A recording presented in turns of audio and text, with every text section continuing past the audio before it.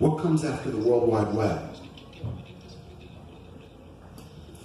I'll tell you, it's not really what comes after it, it's what comes on top of it.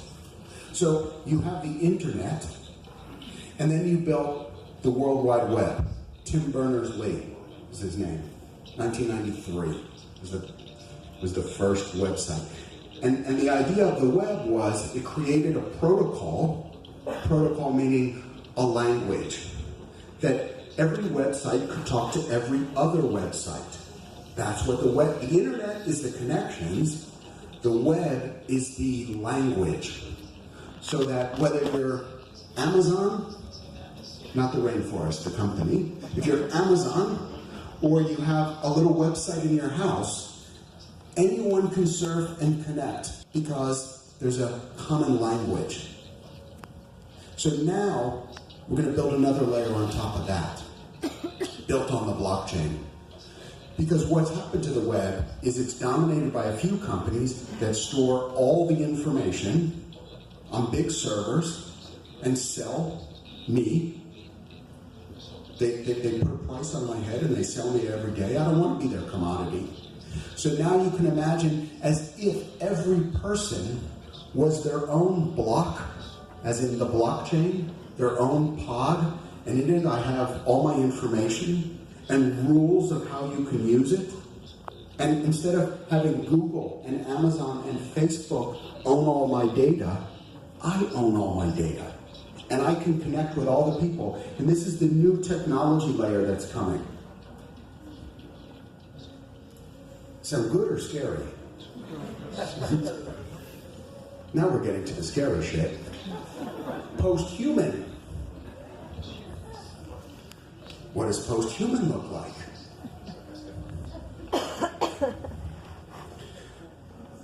We know there's more around us than our five senses can detect.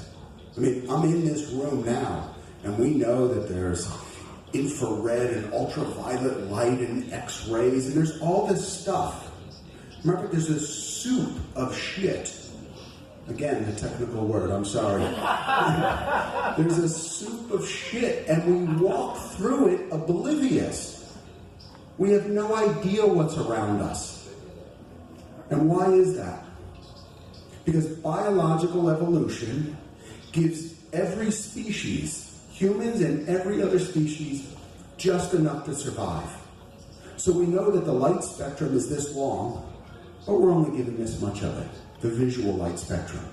We know there's lots of noise, sound, but we hear this much of it. Dogs hear something up here, elephants hear something down there.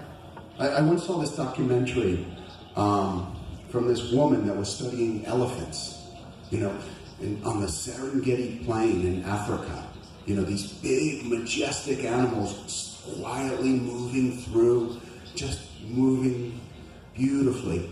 And then she had this idea. She would take her recording device and she would pitch it down to hear, and all of a sudden she found out that they were making these lower sounds that humans couldn't hear.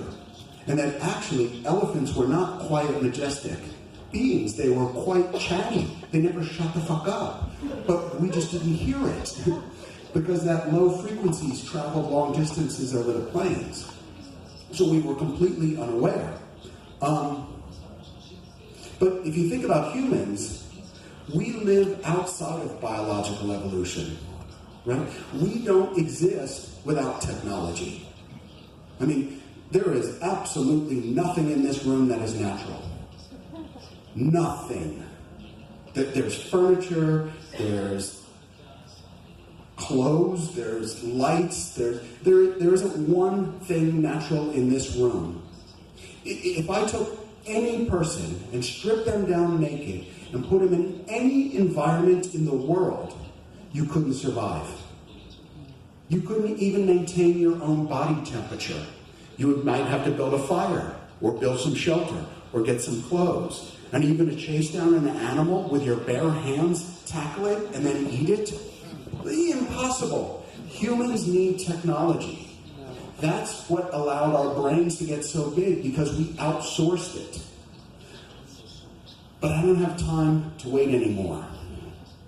So, in 2016, my business partner, Livia Babitz, an Israeli, and I said we were going to take matters into our own hands. So I inserted 2 titanium rods into my chest, and I attached a circuit board with a couple of hundred components, and now I sense the magnetic field of the planet, which runs this way. And you guys are quite oblivious to it. It's just off-center from here. And to me, it's like, imagine if somebody had a foghorn, like, brah, brah, brah, and you're sitting there and you just don't hear it. That's what I feel like. Like, how do you not know that this is in the room with us? You're just blindly walking through it.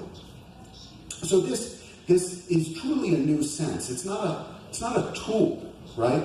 If I needed a tool, I could get a compass, right? The compass will tell me what direction I'm facing. But a sense is different than a tool. A sense is something that's always on, always receiving information, and it's your brain that decides what does it all mean. So you listen to some, there's some air getting pushed, and it hits your eardrum. You go, oh, that's music. Or it's language, right? There's a photon of light that enters my eye, and I interpret it as something. It's my brain. So when I finish speaking here, you don't take your ears off and put them into your pocket. They're always on, always receiving information, including when you're sleeping, and it's your brain that decides, what will I do with this information? So let's do a quick little thought experiment. You're all sitting here. Let's take away your senses one at a time. We take away your taste and your smell. We take away your sight and your touch and your hearing. You're all still in the room.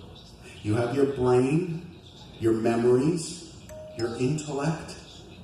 But could you have any connections? Could you have any connection with anyone in your life? Could you have any connection with the environment you're in? But let's say we added your senses back in. We give you your smell and your hearing. Even if you stop at 2, can you now start to have a connection with people? Can you now have a connection with your environment? And then we have back your taste and your sight and your touch. And every time we add a new sense back, you become more human.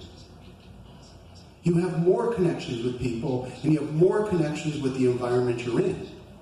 So if you don't stop at 5 and you go to 6, wouldn't you therefore become even more human, even more connected to people, and more connected to your environment? So now we did this brutal, I don't know what we call it, experiment of sorts, where we created a new sense. And we're beginning to work on the north sense too, because this sense of the magnetic field is called the north sense. Now we're working on north sense 2, which is going to be the size of a couple of grains of rice. I know you're thinking, basmati, jasmine, doesn't matter. Any long grain rice, about that size, that's inserted under the skin. And this time it's a connected device. And the reason it's connected is because once a device is connected, people start to create for it. So think of this. Because we have hearing, people created. There would be no song ever written, no instrument ever built, no iTunes, no CDs, no cassettes, no vinyl for the hipsters, nothing if humans couldn't hear. We wouldn't create any of that. So if you have a new sense, won't people start to create for it? So even think of the iPhone. Once you had the iPhone and they built an app store, people said, what can I do with it? I can geolocate this person, there's an accelerometer, like all these things. And then all of a sudden people started building apps. We forget there was no such thing as an app store 10 years ago. It's so new. But once you have it, people start building for it. And we believe people will start building for new senses. So imagine watching a film. Has anyone seen the film Titanic?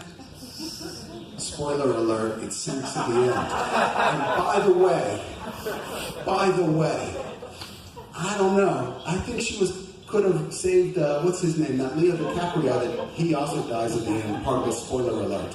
I mean, everyone felt so bad, but she really could have, like, helped him up. Yeah. In any case, imagine watching Titanic.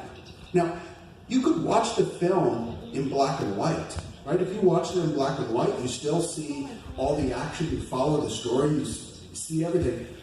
But it's a richer experience if you watch it in color.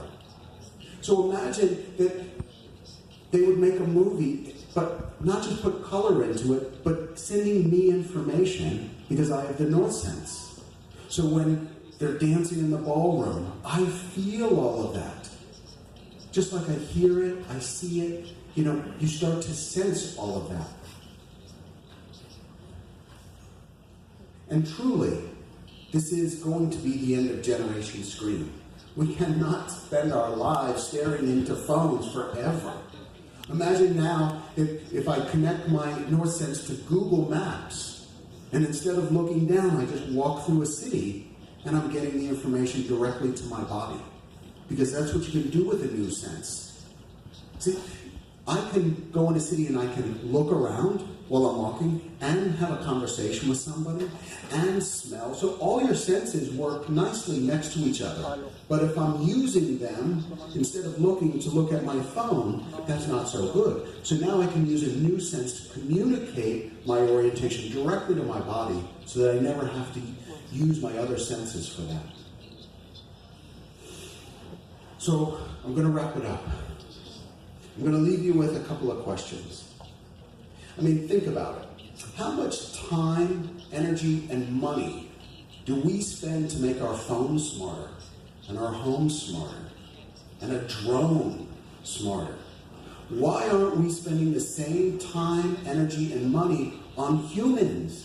Why aren't we improving us? Why do we just need to continue to improve a computer or an artificial intelligence machine? Why don't we invest some of it into us? And finally, I'm going to leave you with this. This is what I would call inevitable technologies. Everything from blockchain to AI to cyborgs. All of this is happening. So it doesn't matter whether you like it or don't like it, whether it's going to be great for humanity or it's going to be the end of humanity.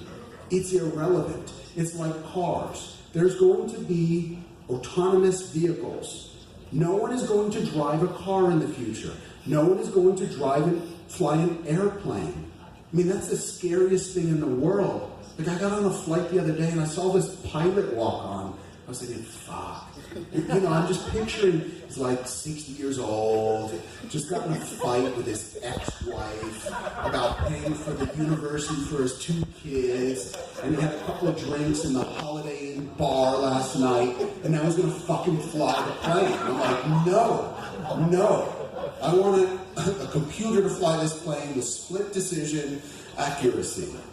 And same thing with cars. I can't tell you when we're going to have autonomous vehicles. I can't tell you who the company is going to be.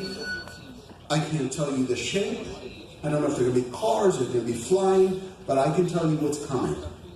And all I'm saying to you today is you have to prepare for this, because the technology is moving forward whether you like it or not. So better to take advantage of it. Thank you very much.